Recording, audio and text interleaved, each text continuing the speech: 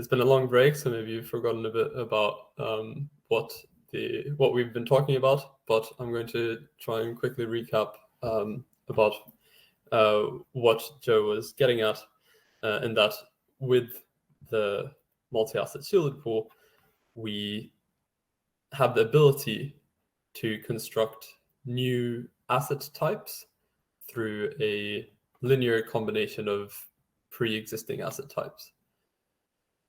A potential issue we might run into when doing this is that we may create negative asset types, which are not great because it will allow you to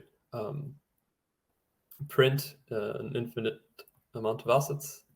But there are other times when we actually may want to have a linear combination of asset types to allow for conversions. So you can think of this as burning and minting assets, right? So when you have a new asset type that consists of, say, negative ETH and positive wrapped ETH, then you could send your asset through your ETH through this conversion, and it will burn your ETH and output a wrapped ETH. And this is the basic principle for what we have coined as a conversion circuit. And also to caveat this, Joe, if you have anything to say, just please hop in and unmute yourself at any point, so I don't make any major errors. But yeah, so what the MASP is checking for is that there is this net value 0 created, so that if we want to create any type of conversion, then the conversion defines exactly what is net value 0.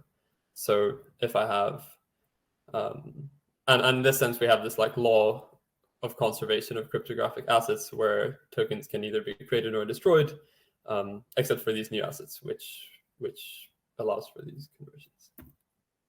So more formally, a valid predefined conversion is a list of tuples. So you can say A1 V1, A2 V2, theoretically infinitely long list, but in practice, usually just 2 from what we've thought of. And you can then define a new asset generator, BBCC, as the sum of these VIs, which we put in brackets to indicate that these are their integer values multiplied by the asset generator of the asset type we're interested in. And this multiplication isn't the normal arithmetic one that we think about. It's over an elliptic curve. So let's just jump back to reality a bit and think of a very applicable example that we've tried to tackle through our lifetimes in the cryptoverse, and that is creating a stablecoin. So if it was as simple as this, then we could, in theory, make a conversion whereby we have the stablecoins asset generator, and then our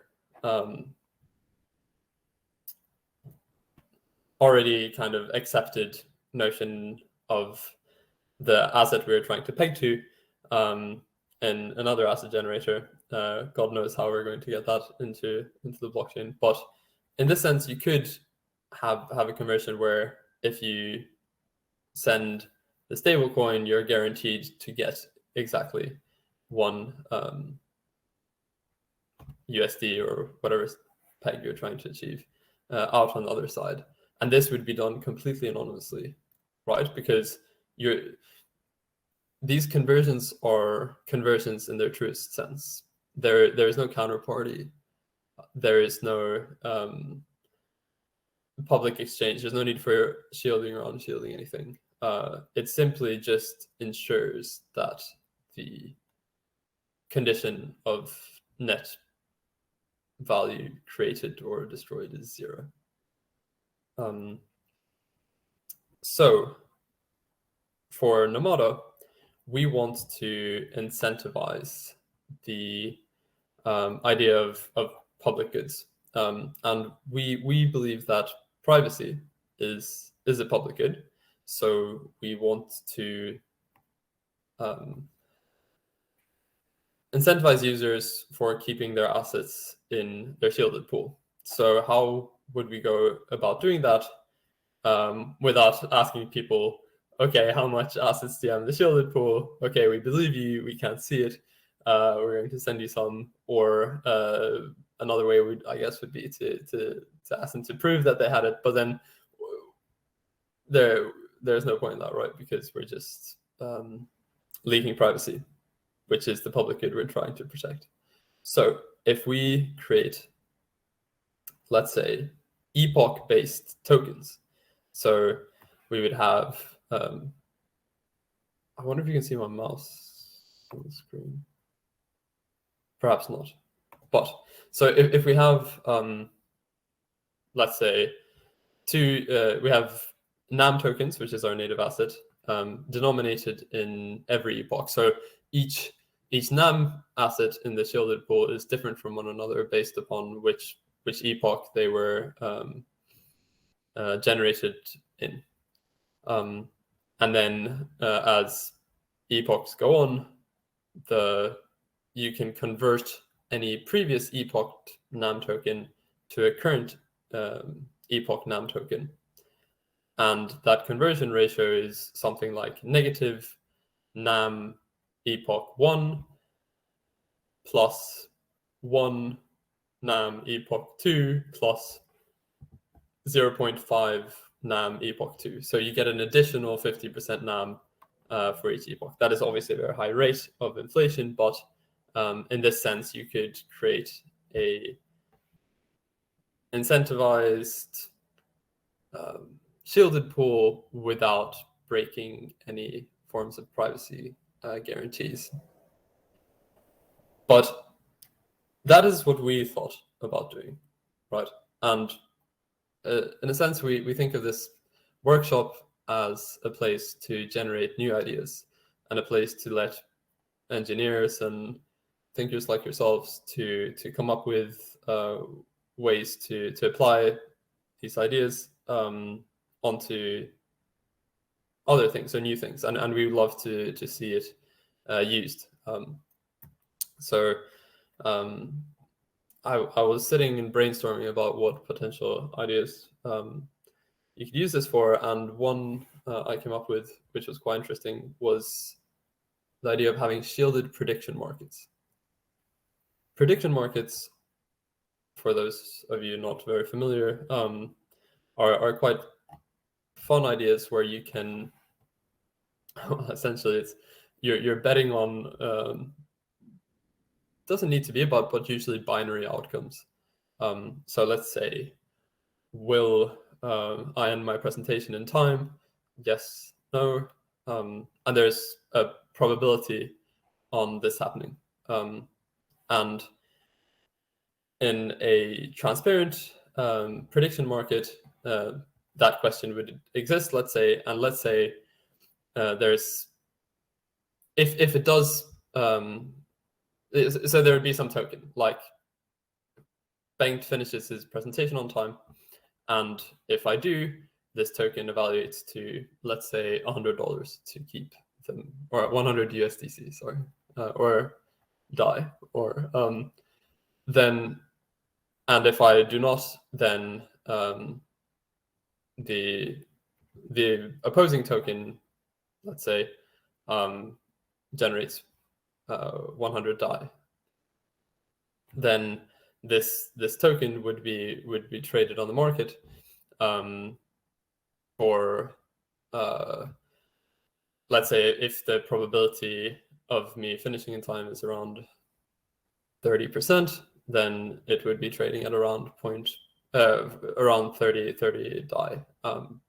Because obviously if there was actually a higher likelihood of that happening, then someone could come in and buy it, and then an expectation they're making profit.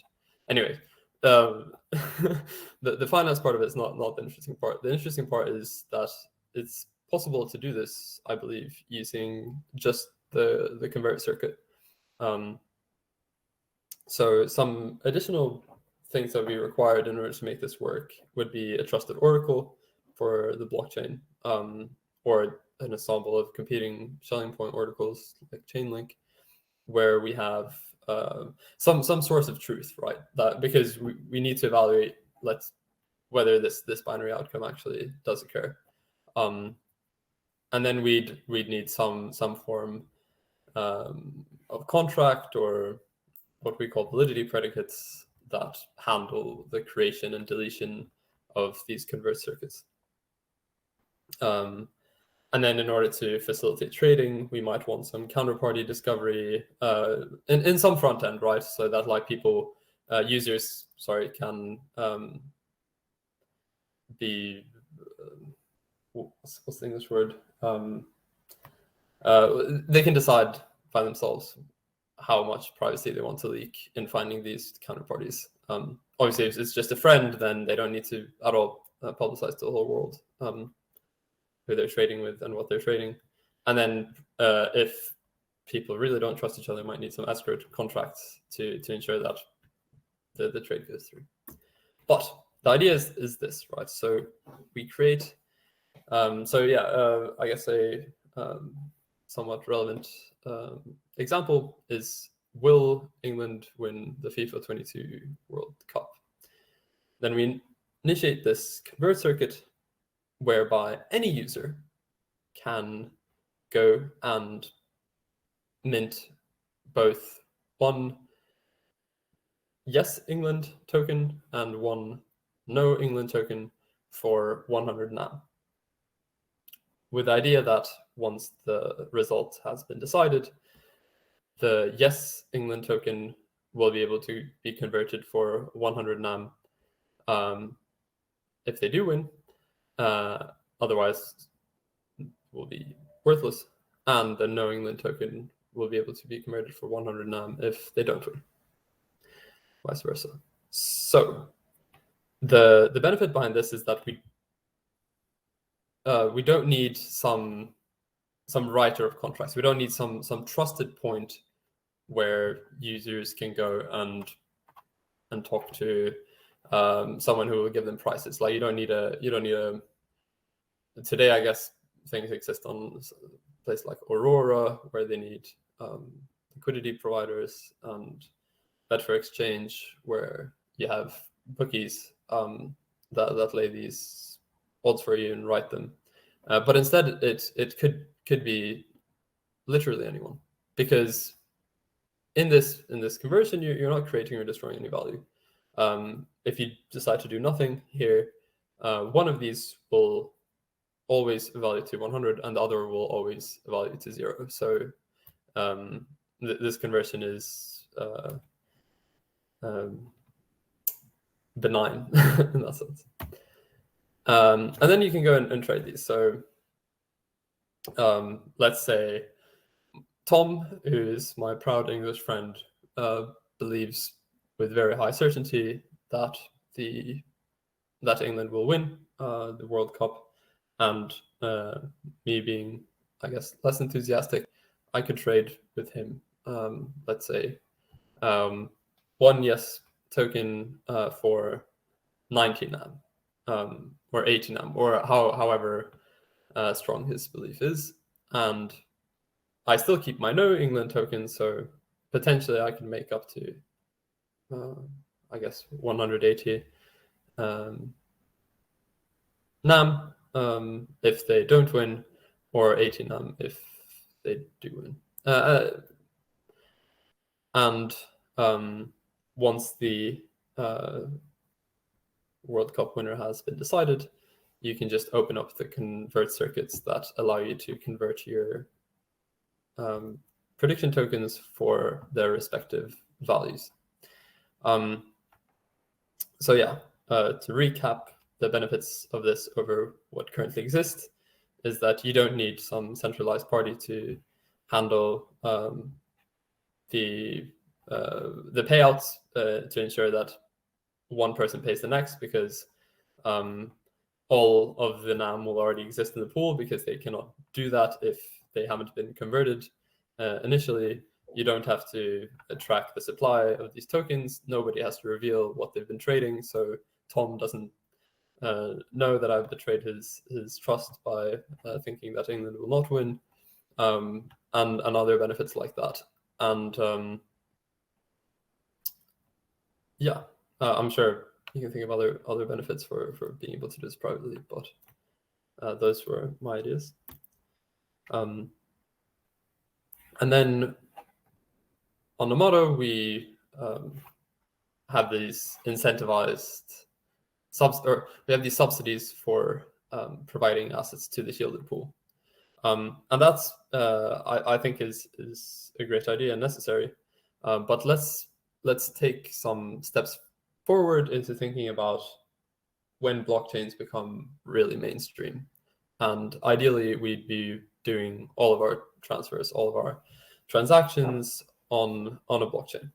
And what we try to motivate is that we don't want to be doing this all on a transparent blockchain, because I don't want literally everyone to see all the transactions I'm making, because it just so happens that when I'm buying Christmas presents, I don't want the people that I buy Christmas presents for to know what I've bought beforehand. So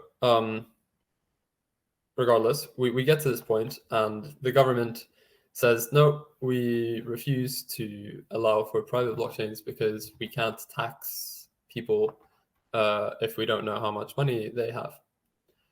Right, but if we create convert circuits where we enforce that the only legal tender is the latest epoch, then you can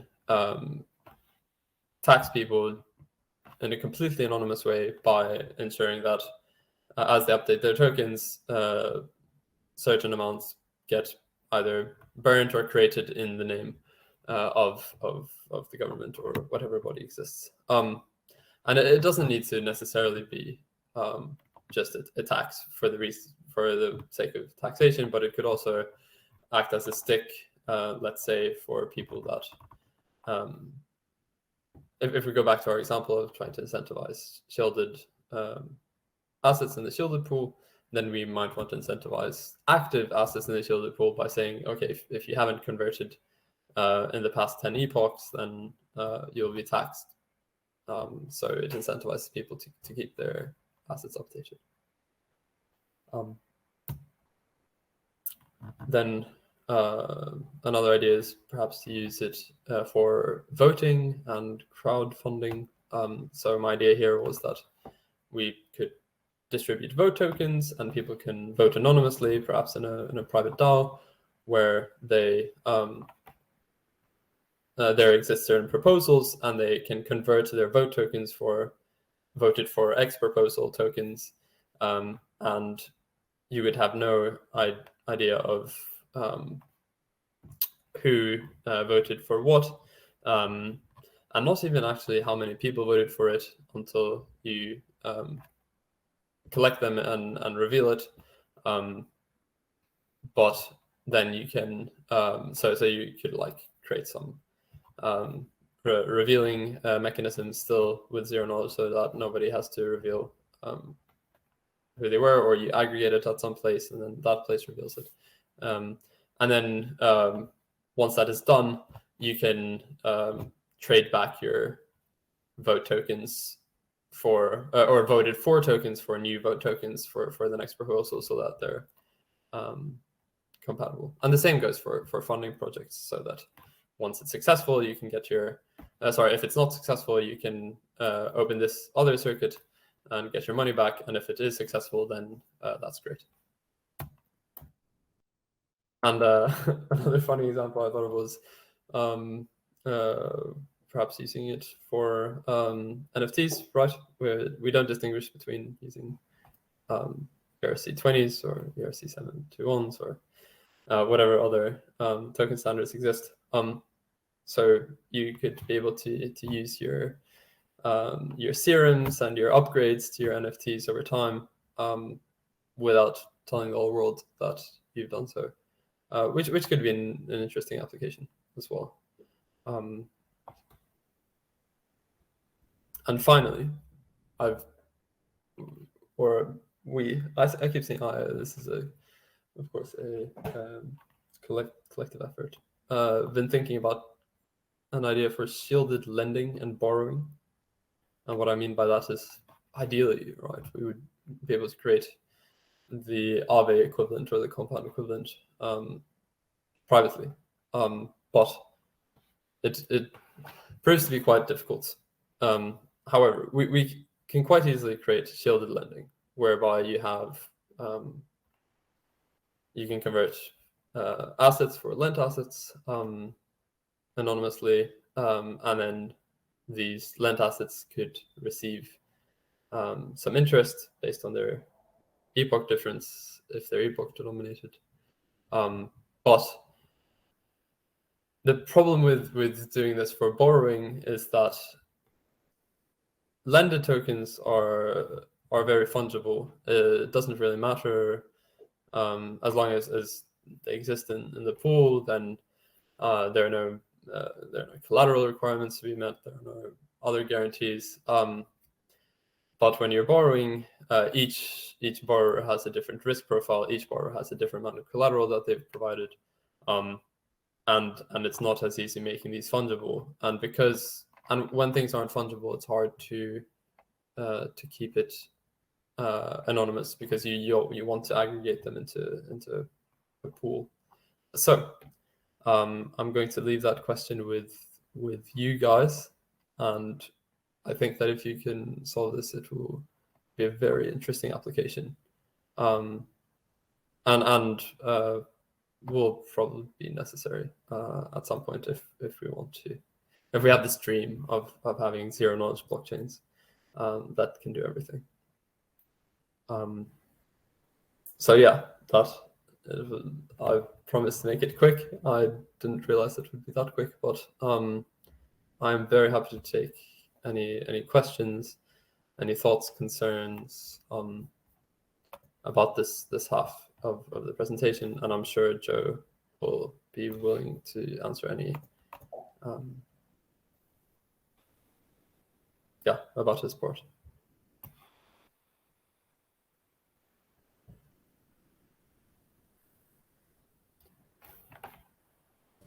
I'll also jump back on. Yeah, we are a little bit early. One thing is I think Kobe's not quite ready to present puzzle 2 yet. So yeah, we will have a bit of time to kill. If there are questions, it's really great to put them in the Q&A. Oh, I think there is actually one. So why don't we answer a couple of these questions, and then yeah, I'll just see if we can get Kobe over. I know someone has also asked in another chat about networking further, and that's actually something we can totally do today. If people want to stick around to meet other participants, I think it would be really fun to do that after. But yeah, for now, do you want to just maybe read this? Tamir's question. Exactly. Yeah. So yeah, Tamir asks, maybe you said this already, but in the World Cup example, is the end conversion coded in advance? Based on some future predicate, and it wouldn't be necessary as long as you can guarantee that the yes and no tokens as a sum can always be traded back for 100 NAM. But yes, you'd need some guarantee that these assets aren't going to end up being worthless at some point. So you make a very good point there. But I'm sure that could easily be done with a validity predicate or smart contract that ensures that. I hope that answers that question. But yeah, that's a very good point. Bogdan actually asked something that I can answer. Is the new puzzle somehow connected with today's information? I would say no connection planned in any way. So I would say like I can't give anything away, but like I know that was not something that we discussed internally. So yeah. I mean, if you're really revealing no information about the puzzle, then there's always a small probability that like you'll collide by chance, right? Mm-hmm. Yeah, are there any other questions for Joe or Bengt? I think we have a little bit of time still in this session. Wonder, is there anything else that either of you would be able to share? Like maybe even like links or ways, because you would ask this question at the end there. Like, is there any directions you can point people into how to get into that? Yeah, very good point, actually. So we do have the our code on GitHub is very useful if you want to take this out of the box and start implementing directly without having to rewrite a bunch of code. So I would like to share our GitHub repo. I can do that in the chat, but not sure. But that link.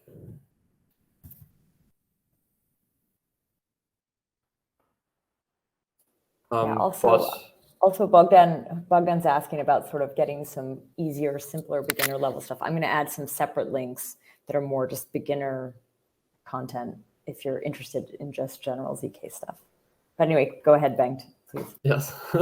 And then if you want to read a bit about, I guess, go in a bit deeper context and read up a bit more on what Joe's slides were based off of, there is a paper here where we borrowed a lot of ideas from the Zcash as protocol specification, but could be a good read. Yeah.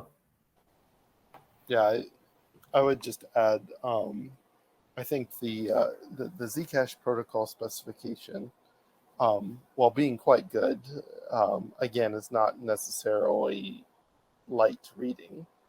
I mean, it's 100-something pages, and it's rather dense, and also it very specifically is describing, the Zcash protocol, right? And it's not necessarily describing a generic or a high level description of things. It's describing this very specific protocol, right? Nevertheless, it's still great reference for learning how this stuff works, but it doesn't necessarily teach you. And there's maybe a lack of resources which are more primarily instructional in nature, which could be sort of read linearly. But also it doesn't really teach you anything about zero knowledge application design in general, or how zero knowledge proofs work, because this protocol spec is not designed to do that. And so other resources would be better for example, for learning how ZK snarks work in general. A more generic source would be better for that, because these specifications are not going to describe that at all. It's just going to be assumed that that those things kind of work as they do in a black box.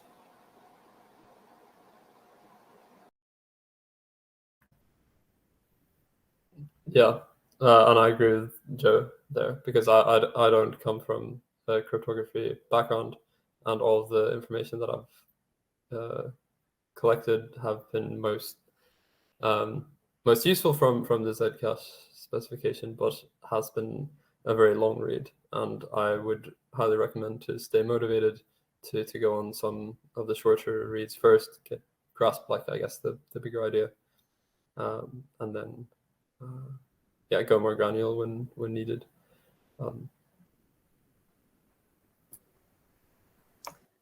I have a sort of side question. Do you have any sort of, I don't know if either of you are in any way involved in your trusted setup, but I am curious to hear how's it going?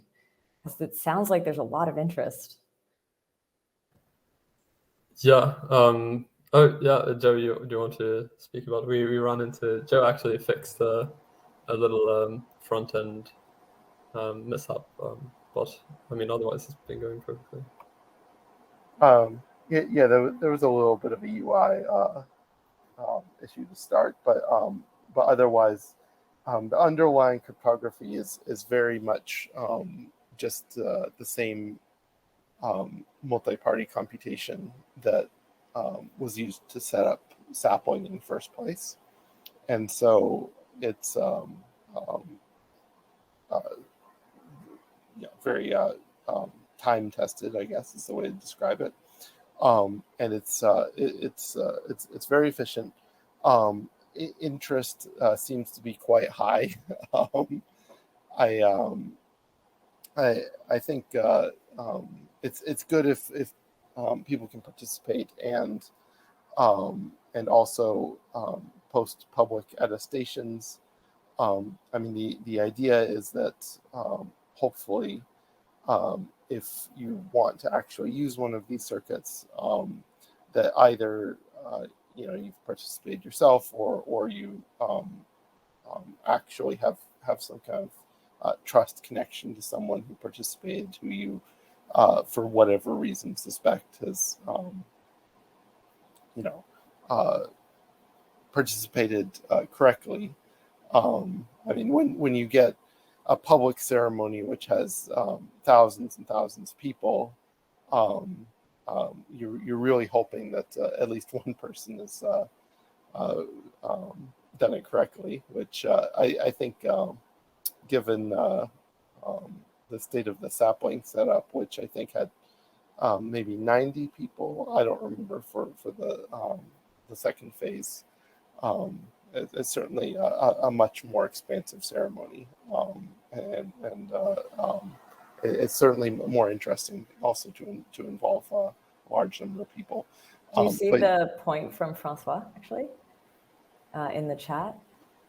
But this is a quick question about this. Maybe you want to just read it, or... Yeah. Privacy-oriented projects have been on the rise lately. No, this is actually in the chat. This is from Francois, just in regular chat. Yeah. Read trusted setup. Oh yeah. Yay as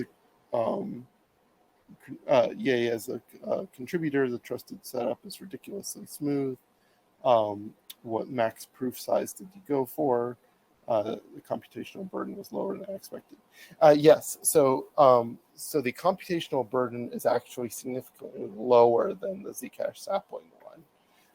And this is not just because of technology improvement over the years, which is a little bit. A little bit. The code has just improved over time. But the primary reason is in fact that Zcash did not just have to do the Sapling upgrade; they also had to do they weren't just implementing the Sapling protocol; they were doing a Sapling upgrade. They were upgrading Sprout from the old Sprout protocol to Sapling, and so they had to do the setup for the old Sprout join split circuit at the same time. And of course, it wasn't revealed at the time, but there was the infamous bug in the Sprout trusted setup that they also had to to fix at the same time by doing the Groth 16 setup for the Sprout circuit. And so the Sprout circuit, because they did the setup for that as part of the Sapling ceremony, the Sprout circuit is much larger. I mean, Sapling was a really huge upgrade in terms of performance. And so so being able to do, so having to do the Sprout setup at the same time actually kind of slowed them down. Whereas with MASP, there's no legacy Sprout pool to deal with. And so we just get rid of the Sprout circuit entirely. And so we had the convert circuit to also do the setup for, but convert circuit is very small. And so so when you consider all the different things, hardware's improved a lot over 4 or 5 years. Software has improved a lot, and we didn't have to do the Sprout setup. That contributed a lot to it being more efficient. And having an automated coordinator, which is, I believe, based in Alio's coordinator. Having an automated coordinator helps scale the ceremony a lot easier. You just join, and you don't have to deal with receiving files and uploading files. It's all handled by the coordinator. And so that gives the perception, at least, that the contribution is a lot smoother. But there's a step taken out there in a lot of ways, I guess. Yeah, it makes it kind of more frictionless. But it definitely it seems like demand's very high to participate. Totally. I'm hoping that at least some of the anonymous contributors are actually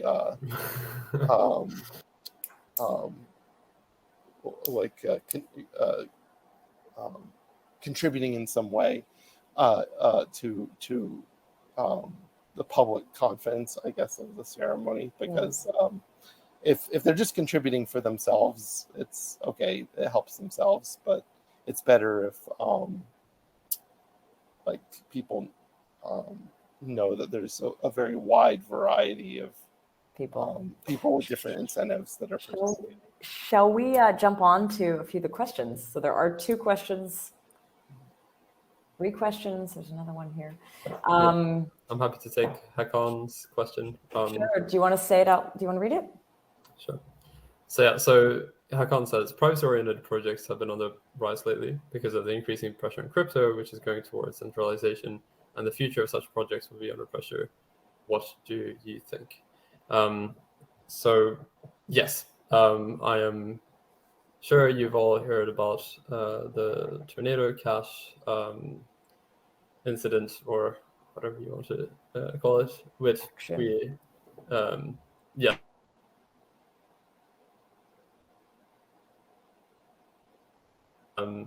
is perhaps not directed in the way that I would have done it had I been the social planner. But these will all come under regulatory pressure because of the nature that they are taking away power from controlling entities. So we like to live on the approach where we build technologies that should be neutral to this, where you could, in principle, implement everything that you should need to implement. If you could prove what that you have not interacted with any addresses on the sanctioned list, that should be sufficient for the regulator. That is definitely possible using our technology. And then you can provide other proofs that ensure people that you're being a law-abiding citizen. And hopefully this should be enough to get us to a place where we want to go. We also need to work together to push the narrative that privacy is essential for protecting human beings. It's we can't. Yeah, so I feel like the government also, or not the government, but any regulatory body needs to see the perspective that when everything is public and transparent, we unintentionally perhaps emit a lot of information and data that could be even a security, like a national security risk, and is definitely can be infringing on people's right to having an opinion and things like that. Yeah, we need both, not just building in technology, but building in the term, like in a social sense, where we try to spread these ideas that we hold. We need to convince people, right? But yeah, I don't know. Maybe Joe, you have something else to say about that. Yeah, I think one of the really great benefits of sticking close to the Sapling design and inheriting a lot of the nice features is you get the features which are important, like the Sapling key schedule, which allows for incoming and full viewing keys and transaction memos and all of these other features, which are really designed to make it, I'm not the person to ask about policy, but on the technological side, building as many of these features in as possible, where it's really possible to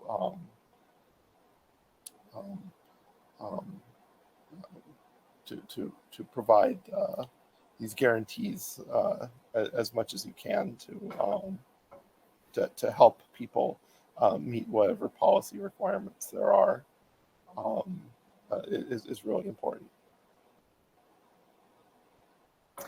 There was two questions that I don't think are super, I mean, I don't know if they're related to anything you feel you were talking about, but maybe we can rephrase one of them, which is like, you received a lot of requests for the trusted setup. I think that's maybe what that means. Did you expect that? And then will there be any sort of second trusted setup?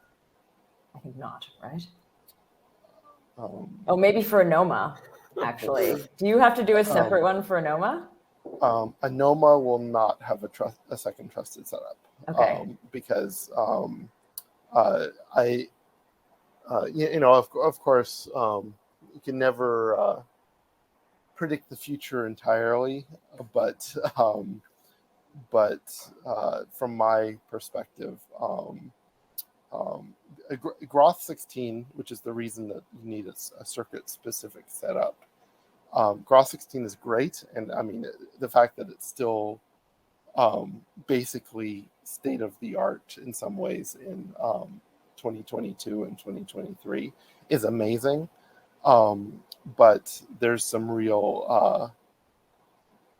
good technology out there now, and I think Halo 2 is an incredibly exciting proof system. And you think by the time Anoma is launching, that's what's possibly going to be under the hood?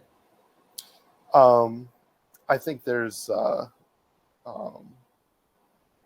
non-negligible chance. Is that what from my perspective, I do not foresee any need for more trusted setups in the future. Oh wow! I think I think it's just there's some philosophical kind of reasons why some people might prefer not having a trusted setup. Certainly, there's this qualitative difference between having a trusted setup and not, from a sort of social perspective. There's really not from a cryptographic perspective, because again, as long as one person completes the ceremony successfully and honestly, which I mean, I don't see how that cannot happen, but it's theoretically possible. But cryptographically, if the ceremony is completed successfully, there's not really much cryptographic difference, but again, you're exchanging a cryptographic kind of assumption for a social assumption, which is different. And if you just don't want a social assumption, that's important. But I think mostly, doing these ceremonies is maybe although it's a lot of fun to participate, it's not maybe the most productive use of like the community. I think maybe takes away the focus a little bit on like what interesting things that these systems can do, and it's maybe technologically not so necessary anymore. Makes sense. Cool. And so, but if I have anything to do with it, I think this will be the last.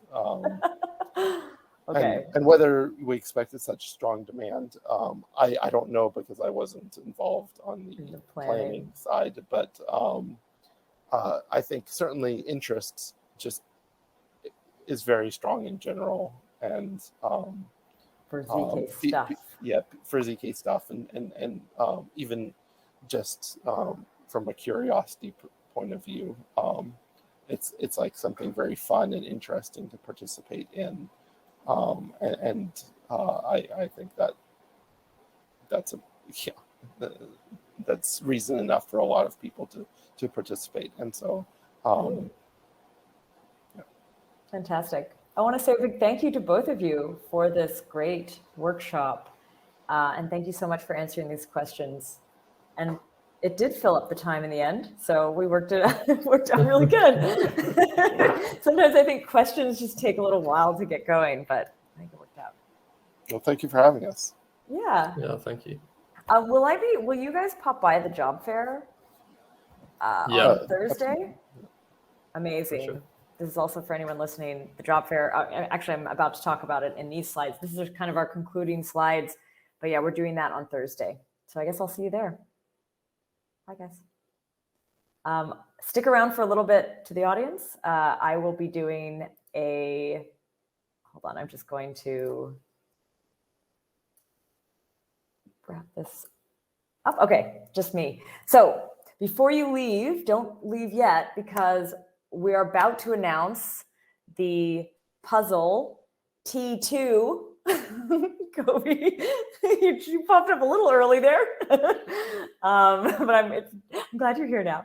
I first want to say a bit of a thank you to some of the sponsors, which we didn't actually mention earlier. Partners, the workshop hosts, basically a big thank you to everyone. So today we heard from Anoma, but there are a number of workshop hosts, and I think obviously, if you're looking at our schedule, you know this, but I want to say a big thank you to Anoma and Aztec and Alio and Risk Zero, as well as our mid-tier workshop sponsors, Scroll, Ov1 Labs, Privacy and Scaling Exploration from the EF, and Sysmo. I want to say a big thank you to the community sponsors, Trapdoor Tech, Sunscreen, Lambda, Class, and 1KX. And I made a separate slide now for the ZKV team, because there's a ton of people from the ZKV team who are helping on this event, as well as Geometry, because Geometry has really been managing the puzzles. And so I just wanted to make sure that both of these entities were highlighted here. Okay. Oh, and the team. This is the team that's put this together. Thank you to everyone. This is us. You might see us in chats. Okay, we're here. We are at the point of releasing puzzle T2. I am excited. Kobe, just a quick question. Is the leaderboard live?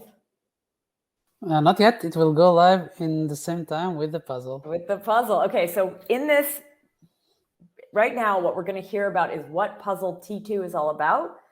Maybe you can give us some sense for how people should approach it, a little bit of a tip.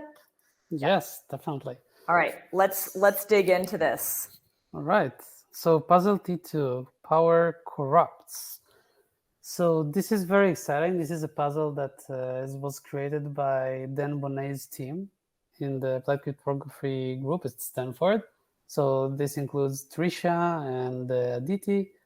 And this puzzle is about a topic that some people mention sometime, and it's about the security of large trusted setups, essentially, and how it relates to specific properties of a curve.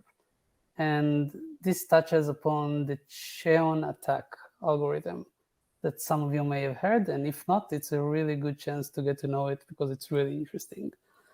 Yeah, so that's what the puzzle is going to be about. Again, it's in ArcWorks.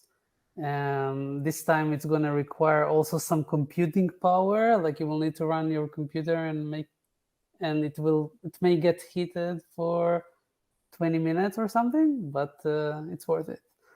Cool. Exciting stuff. Thank you, Kobe. And as you mentioned, I guess it'll go live on the website shortly. Maybe we can just share, I'll just share a link to the website in the meantime. So this is zkhack zkhack.dev/zkhack here. It's here where if you look for puzzle 2, this is where it's going to first appear. Also, if you're not yet in the Discord, you should head over there because we'll be sharing links to all of this over there as well. So you'll see it as it lands. And as this is a time, you're competing both for accuracy of solution, but also for speed. I think someone was asking what you had mentioned there when you had said the Chinon attack. I will write it in the chat. You will see all the details in the background material, but I will also write it here so it will be easy to see. Awesome. But yeah, like you said, fested solvers get rewards, but also the best write-ups, so you can submit them whenever you want. The puzzle finishes at Monday night, so up until the last minute of the day, UTC. And yeah, feel free to ask questions and form teams in the puzzle chat channel on Discord, and have fun. And maybe just one thing, there are going to be hints. So we release 3 hints during the week. So if you are stumped, just keep your eye out for that. When's the first one usually going out? Thursday or Friday? So the first one usually goes out a day after, at the evening. Yeah. Cool. Awesome. All right. Thanks, Kobe.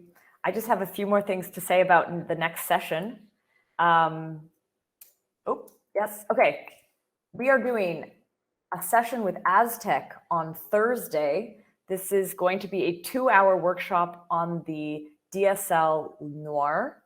I think they may have done workshops on this, but I know this is one of the earlier workshops. So I think it would be really cool if you want to find out about that to join it. Right after that session, so this is on Thursday, right after that, we are also going to be doing the ZK Jobs Fair. This I've mentioned and teased a few times. It's in this digital world, like you get to have a little avatar, you can run around and meet people. It's fantastic.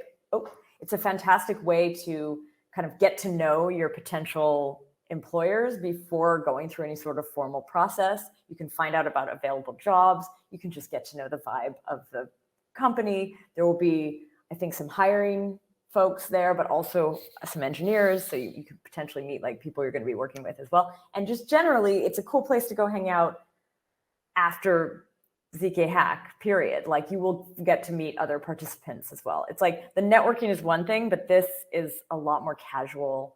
And there's going to be some games. We tend to play like poker at the end. There's a bit of like, I think this is the 7th or 8th time we're doing it. So there is like, we kind of have fun. We come to the space every once in a while and get to know each other and get to hang out. So I hope to see you there. The links for all this, we're going to be mailing out. We're going to be adding in the chat. We'll definitely be getting it to you, but keep your eyes posted, put it in your calendar. The easiest way is just sign up for the next event for ZK Hack. We just put it in the chat there, but ZK Hack session 4, because then if you're signed up for that, you will for sure be reminded. You can put that in the calendar. And yeah, I hope to see you there. One last thing is that we are like a lot of teams are starting to do their postings on the jobs board. So if you're looking for, oh yeah, so Derek, you just asked how long is the job fair running? Actually, before I do that, the job fair is running usually about 2 hours. It's like I would try to get there earlier rather than later. Like assume for about an hour and a half, it's pretty high activity. And then by the end, people kind of trail off, and then we tend to play poker and we kind of get distracted. But I think for the beginning part, everyone's a lot more focused. And what you'll see is like we have booths for the different workshop hosts, and you can actually like walk up to them and get to know what's going on. And there's like little interactive things you can touch. In the meantime, check out the jobs board, because we are getting the sponsors putting up their jobs right now. And so they're sort of popping up. This is very fresh jobs. These are the jobs that they're also going to be talking about at the job fair. You can already check them out. I don't know if we could actually add the link to that maybe in the chat. Oh, yeah, perfect. So yeah, I just wanted to let you know about that. Here's all our, oh, I just went blurry. I don't know why that happened. Okay, well, here's all the rest of our links. We're at the end anyway. So yeah, thanks so much for joining us for session 3 of the ZK Hack 3. And we'll see you on Thursday. Puzzle is officially live. Whoa, yeah. Okay, we'll add the link in here too. Oh, what we could do right now is we can turn on networking if anyone does want to meet, if anyone's still around. I think we can do that. Yes, okay, we'll put on networking. You have to refresh your browser. I will hopefully not be blurry after that. And I think you'll stick around for another 15, 20 minutes, and then the event ends. But enjoy yourselves, and hope to see you in the Discord, and hope to see you on Thursday at the job fair and for the session.